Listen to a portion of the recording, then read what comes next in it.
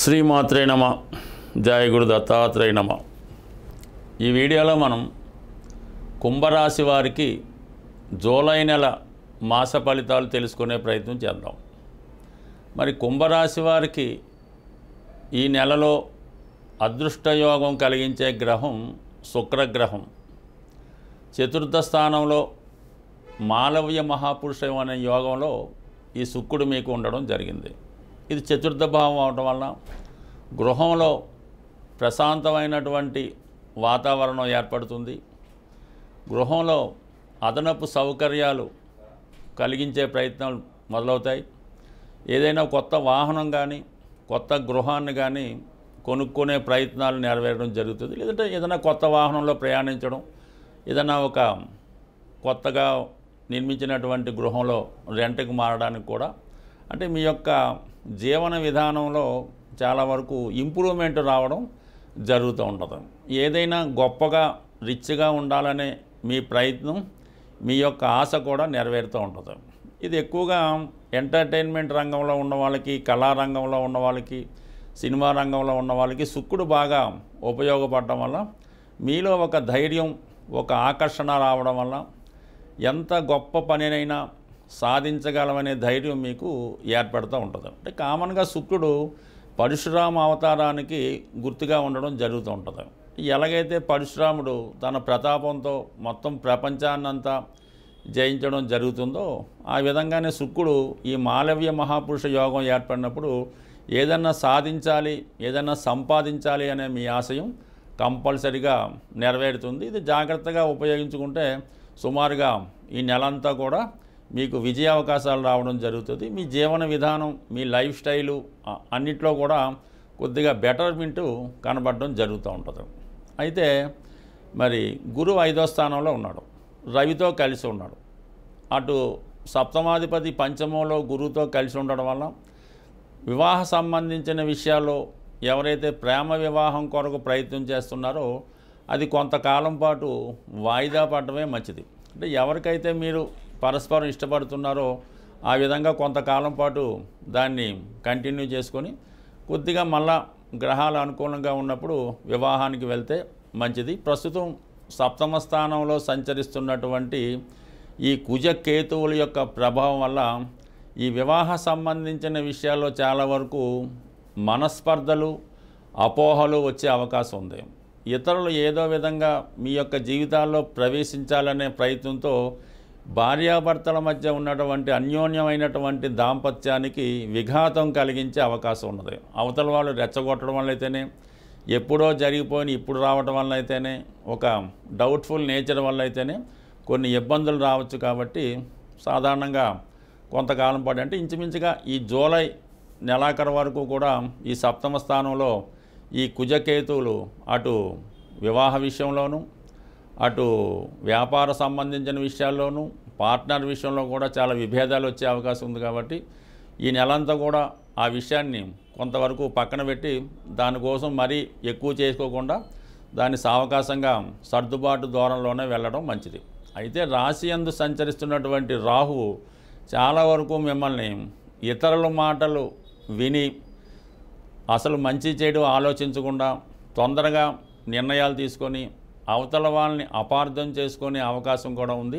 అంటే మీ యొక్క భావన ఎలా ఉండదంటే మిమ్మల్ని ఎవరో మోసం చేస్తున్నట్టు, మీరు మోసపోతున్నట్టు ఒక విధమైనటువంటి ఆవేశానికో ఏదైనా ఒక విధమైనటువంటి అపోహకో గురయ్యే అవకాశం ఉంది. కాబట్టి ఎవరు ఏది చెప్పినా చాలా వరకు జాగ్రత్తగా నిదానంగా ఆలోచించి నిర్ణయం తీసుకోవాలి తప్ప ఇతరుల మాటలు నమ్మి నిర్ణయం తీసుకుంటే మాత్రం చాలా ఇబ్బందులు పొందే అవకాశం ఉంది. సో సాధారణంగా రాహు ఒక విధమైన కృత్రిమంగా మిమ్మల్ని మీలో చాలా కొత్త మార్పులు రావడం జరుగుతూ ఉంటుంది. అసలు గతంలో ఉన్నటువంటి మీ యాటిట్యూడ్కి, మీ వ్యవహారాలకి, ప్రస్తుతం జరుగుతున్నటువంటి విషయాలకి చాలా మార్పు రావడం జరుగుతూ ఉంటుంది. అది వేషధారణలో కనబడుతూ ఉంటుంది, మీ అలవాట్లో కూడా కనబడుతూ ఉంటుంది. అంటే గురువు కూడా అక్కడ చూస్తున్నప్పటికీ కూడా ఎప్పుడు రాహు డామినేట్ చేయడం జరుగుతుంటుంది. కాబట్టి కొత్త కొత్త ఆలోచనలు, కొత్త కొత్త ఫ్రెండ్షిప్లు, కొత్త కొత్త విషయాల మీద ఆసక్తి, కృత్రిమంగా మిమ్మల్ని మీరు గొప్పగా ఊహించుకోవడం, ఇవన్నీ కొంతవరకు ఇబ్బంది పెట్టే సూచనలు ఉన్నాయి. కాబట్టి ఏదైనా రాహు ఇంకా కొంతకాలం పాటు ఈ రాశి అందే సంచారం చేస్తున్నప్పటికీ కూడా ఇంచుమించుగా మనకి జూలై 26, 28 తారీఖుల వరకు సప్తమలో ఉన్నటువంటి కుజుడు అక్కడి నుంచి వెళ్ళిపోయేంత వరకు కూడా చాలా వరకు మీరు జాగ్రత్తగా వ్యవహరించవలసి ఉంటుంది. లేని పక్షంలో చాలా ఆత్మీయుల్ని, దగ్గర మిత్రుల్ని, మీకు కావలసిన వ్యక్తుల్ని దూరం చేసుకునే అవకాశం ఉంటుంది. కాబట్టి ఏదైనా నిదానంగా వ్యవహరించడం మంచిది. ఈ సమయంలో మీరు కంపల్సరిగా గురుగ్రహ అనుగ్రహం, ఎందుకంటే పంచమంలో ఉన్నటువంటి గురువు 11ని చూస్తుంటాడు కాబట్టి వీలైతే ప్రతి గురువారం రోజు ఏదైనా శివాలయాన్ని దర్శించడం, దక్షిణామూర్తి ఆరాధన, సుబ్రహ్మణ్య స్వామి ఆరాధన, గురువారం రోజు ఏదైనా గోశాలను దర్శించి గోవుకి తగు విధంగా సేవ చేసి నానబెట్టిన శనగలు గోవుకి ఆహారంగా ఇవ్వడం వల్ల ఇప్పుడున్నటువంటి చికాకుల నుంచి బయటపడే అవకాశం ఉంటుంది. మనకి ఈ జూలై నెల 10వ తారీఖు వరకు ఈ గురుమౌఢ్యం ఉండడం వల్ల చాలా వరకు వివాహాలు లాంటి చేయడం జరగదు. మళ్ళీ జూలై 10 నుంచి ఇక రాబోయే శ్రావణ మాసం నుంచి వివాహాలకి టైం స్టార్ట్ అవుతుంది. కాబట్టి ఎవరైతే వివాహం కొరకు అమ్మాయిలు అబ్బాయిలు ఎదురు చూస్తున్నారో వాళ్ళకి సులభమైనటువంటి రెమెడీ చెప్పడం జరుగుతుంది. అది నమ్మకంతో చేయడం వల్ల తొందరగా వివాహం జరగడానికి అవకాశం ఉన్నది.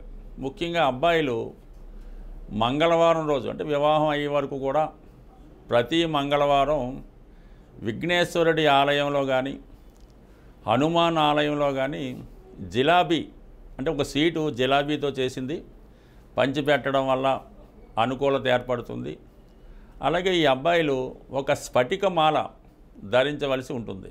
ఈ స్ఫటికమాల ధరించడం వల్ల శుక్రగ్రహ అనుగ్రహంతో తొందరగా వివాహం జరగడానికి, అలాగే భార్యాభర్తల మధ్య ఏదైనా విభేదాలు ఉన్నవాళ్ళు కూడా ఈ స్ఫటికమాల ధరించడం వల్ల ఆ విభేదాలు తొలగే అవకాశం ఉన్నది. కాబట్టి దాన్ని ధరించడం మంచిది.